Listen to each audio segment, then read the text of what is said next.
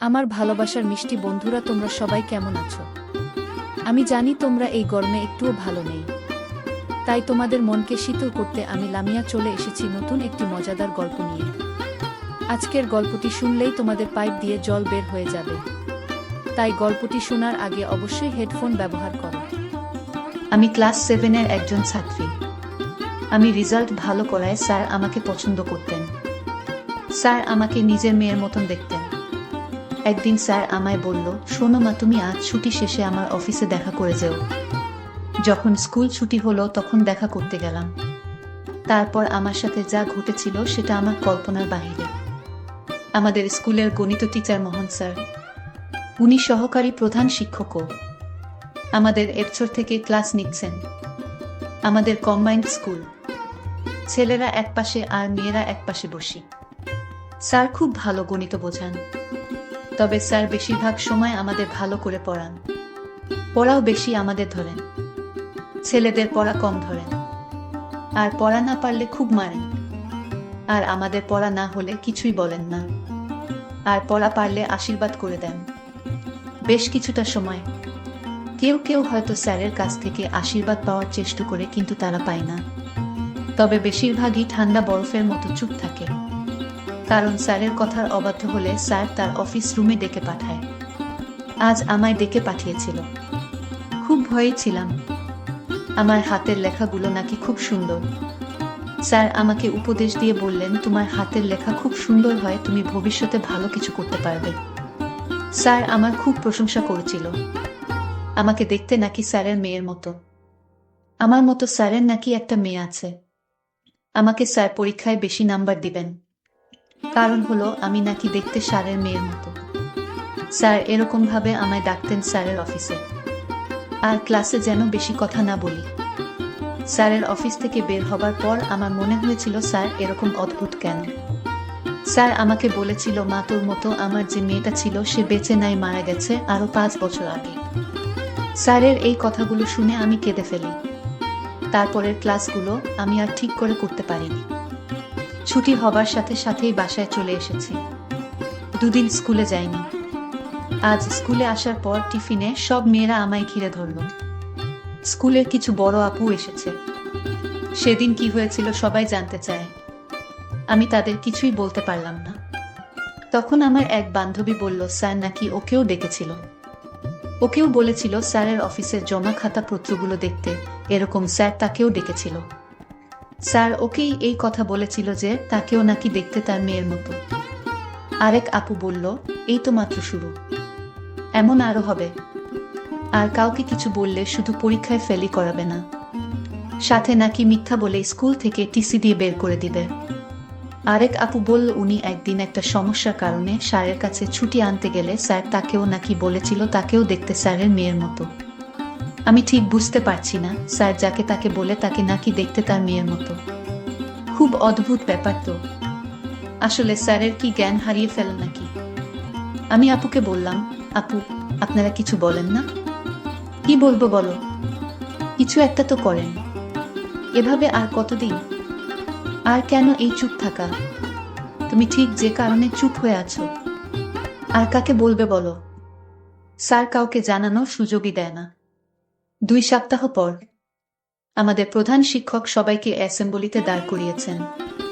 আমাদের প্রধান শিক্ষক খুবই ভালো, মাটির মানুষ।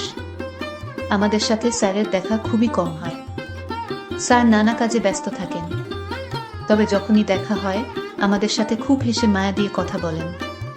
কিন্তু আজ স্যার হাসছেন না, সবার দিকে কেমন করে তাকিয়ে আছেন। হঠাৎ করেই বলা শুরু করলেন, আমাকে তোমরা ক্ষমা করো, আমি তোমাদের যোগ্য নই। আমি স্কুলটাকে আদর্শ স্কুল করতে গিয়ে তোমাদের দিকেই খেয়াল করিনি। তোমরা কিসে কষ্ট পাচ্ছ বুঝতে পারিনি। আজ থেকে কোনো শিক্ষক কাউকে মারবেন না।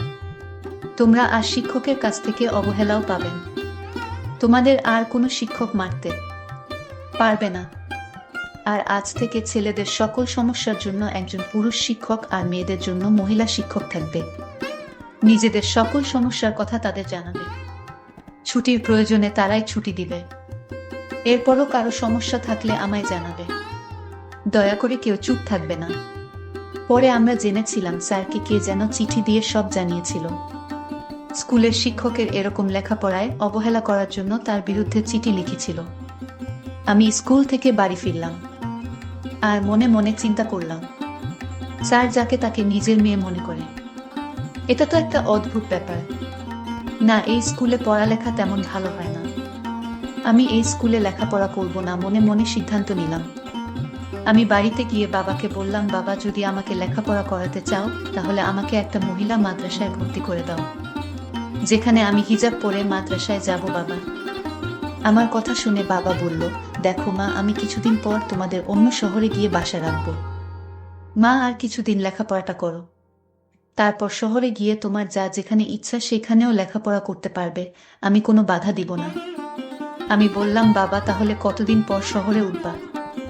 বাবা বলল, তুমি ক্লাস 8-এ যখন উঠবে তখন চলে যাব। আর বেশি দিন ওয়াট করতে হবে না, মাত্র 6 মাস। ভুলেই গেছি আমার পরিচয়টা দিয়ে দেয়। আমার নাম ইসরাত, আমি 7ম শ্রেণীতে পড়ি। আমার বাবা একজন ব্যবসায়ী। আমরা 2 বোন 1 ভাই। সবার বড় হচ্ছে আমার বোন, নাম হেলেনা, বিয়ে হয়েছে প্রায় 5 বছর হবে। আমার বড় ভাই শিহাব এইবার কলেজে ইন্টার 2nd ইয়ারে পড়ে। আমার পরিবারের মধ্যে আমি সবার ছোট, তাই সবাই আমাকে চোখে চোখে রাখে। আমরা থাকি নানার বাড়িতে। আমার বাবা আমার মাকে বিয়ে করায় আমার দাদা তার বাড়িতে জায়গা দেন নাই, তাই আমরা নানুর বাড়িতে থাকি। আমার নানুর বাড়ির এলাকাটা তেমন ভালো না, কিন্তু আমরা এই এলাকার অনেক অত্যাচার সহ্য করে নানুর বাড়িতেই থাকি। তবে আমার বাবা শহরে একটা বাসা রাখবে বলেছিল এবং সেই বাসায় আমরা কিছুদিন পর চলে যাব। আমার বাবার ইচ্ছা আমি বড় হয়ে একজন ডাক্তার হব। যাই হোক, বাবা আমায় বলল, মা তুমি আর এই স্কুলে 6টা মাস কষ্ট করে লেখাপড়া করো, কারণ এখানের স্কুল ভালো না, শিক্ষকরাও ছাত্রদের ভালো করে লেখাপড়া শেখায় না। আর তাই আমার লেখাপড়ার মনমানসিকতা এখান থেকে একেবারে উঠে গেছে। তারপর বাবার প্রতি থাকিয়ে লেখাপড়া করে যাচ্ছি। যাই হোক, আমি 1 সপ্তাহ পর স্কুলে গেলাম। স্কুলের গণিত শিক্ষক, যার কথা একটু আগেই বলেছি, আপনারা শুনেছেন, গণিত টিচার মোহন আমাকে টিফিন আওয়ারে আমাকে তার অফিসে ডাকলেন আর বললেন, বসো মা, তোমার সাথে কিছু কথা আছে। স্যারের ডাকে আমি স্যারের অফিস কক্ষে প্রবেশ করলাম। স্যার বলল, তুমি এতদিন স্কুলে আসোনি কেন মা? আমি বললাম, আমি অসুস্থ ছিলাম। স্যার বললেন, মা, ঠিক তোমার মতো আমার একটা মেয়ে ছিল, সে আজ পৃথিবীতে নেই, সে পরপারে চলে গেছে। আমার মেয়ের সাথে তোমার চেহারার অনেক মিল আছে। আমি স্যারের কথাগুলো মন দিয়ে শুনছিলাম। স্যার এসব কথা বানিয়ে মিথ্যা বলছে, এটা আমি ভালো করে জানি, কিন্তু আমি স্যারের কথাগুলো শুনছিলাম।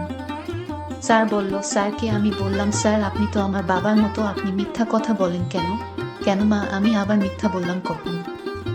আচ্ছা স্যার, আপনি বলেছেন আমি দেখতে আপনার মেয়ের মতো, আমার চেহারার সাথে আপনার মেয়ের চেহারার অনেক মিল আছে। এই কথা কয়জনকে বলেছেন স্যার? স্যার অবাক হয়ে বললেন, মা তুমি এসব তুমি কি বলছো? আমি তো শুধু তোমারে বলেছি তুমি আমার মেয়ের মতো। সত্যি বলছি, আমি আর কারো মাঝে আমার মেয়ের চেহারা দেখতে পাইনি। আচ্ছা মা, তোমাকে কে বলেছে আমি মিথ্যা কথা বলেছি? প্রিয় বন্ধুরা, সবাইকে ঈদ মোবারক জানাই। আর আজ ব্যস্ততার কারণে গল্পটি শেষ করতে পারলাম না। গল্পের পরের পার্ট খুব শীঘ্রই আপলোড দেওয়া হবে। আজ ঈদের রাত, তাই আজ শেষ করতে পারলাম না। গল্পটি পরের পার্ট শুনতে চাইলে চ্যানেলটি সাবস্ক্রাইব করে পাশে থাকুন। ধন্যবাদ।